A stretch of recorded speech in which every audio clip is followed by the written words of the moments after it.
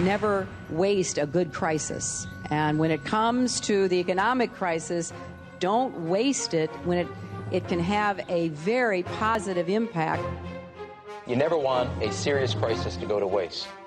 The way we're going to win over the long term is not just militarily. We've got to win over hearts and minds. And what that means is we've got to invest in countries that have no educational infrastructure, have no means for young people to get ahead. We've got to give them a stake in creating the kind of world order that I think all of us would like to see.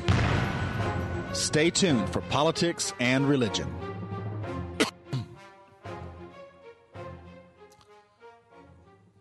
Well, another officer is challenging President Obama's orders because he says he doubts that the president is the legal president and therefore his orders will be illegal. He is asking that he be presented with proof. He actually sent a letter to President Obama himself asking to see his long-form birth certificate, which, of course, the president has not provided. Here's the story. The U.S. Army says a surgeon who has publicly refused to follow any further orders until he sees documentation that Barack Obama is eligible to be president.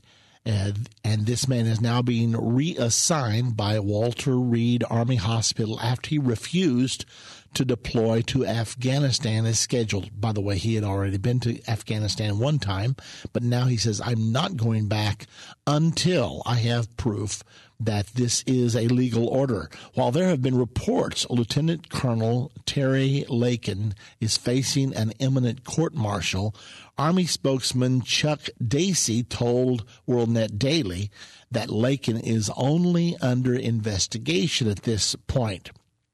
Lakin will be assigned to duty at Walter Reed pending investigation. Lakin earlier released a copy of a letter he sent to Obama saying the burden of proof must rest with you. Here's part of the letter. You serve as my commander-in-chief, given the fact that the certification that your campaign posted online was not a document that the Hawaiian Department of Homelands regarded as sufficient substitute for the original birth certificate, and given that it has been your personal decision that has prevented the Hawaiian Department of Health from releasing your original birth certificate or any Hawaiian hospital from releasing your records, the burden of proof must rest with you, Lakin said.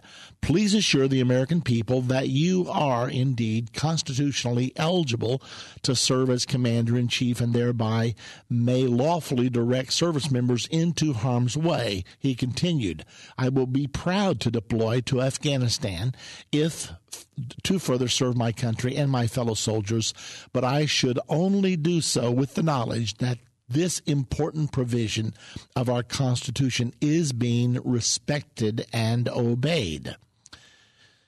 He had noted that every soldier learns what constitutes a lawful order and is encouraged to stand up and object to unlawful orders, and he noted his orders to deploy include a demand for copies of his birth certificate. But he said he was troubled by the president's decision to conceal from public view records that could easily end questions about Obama's place of birth and natural-born status. Lakin concluded, unless it is established by the sufficient proof that should be easily within your power to provide, that you are constitutionally eligible to serve as president and my commander-in-chief, I and all other military officers may be following illegal orders. Therefore, sir, until an original birth certificate is brought forward that validates your eligibility and puts to rest the other reasonable questions surrounding your unproven eligibility, I cannot in good conscience obey any military orders.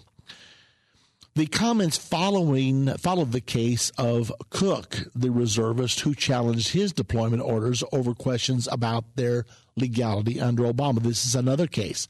Rather than contesting the suit date, they wrote, the Army took the highly peculiar step of revoking the major's deployment order, suggesting that the Pentagon generals are not entirely confident that they can demonstrate the legitimacy of their purported commander-in-chief. The Pentagon's decision to back down rather than risk exposing Obama's birth records to the public means that every single American soldier, pilot, and Marine now holds a get-out-of-war free card. Obama's actual response to those who question his eligibility to be president under the Constitution's requirement that the U.S. president be a natural-born citizen has been to dispatch both private and tax-funded attorneys to prevent anyone from gaining access to his documentation. It's a strange case. A $12 birth certificate would clear the whole thing up. I've been told that up to $1.7 million in legal fees have been racked up by the Obama administration, and it does make a person wonder. I don't know the answer, but it is an interesting case. What would it be like to live in a totally cashless society? It appears that mankind is moving rapidly into a system without cash. The Bible seems to prophesy a time when cash will be replaced by an electronic transfer system. Are you ready for the cashless society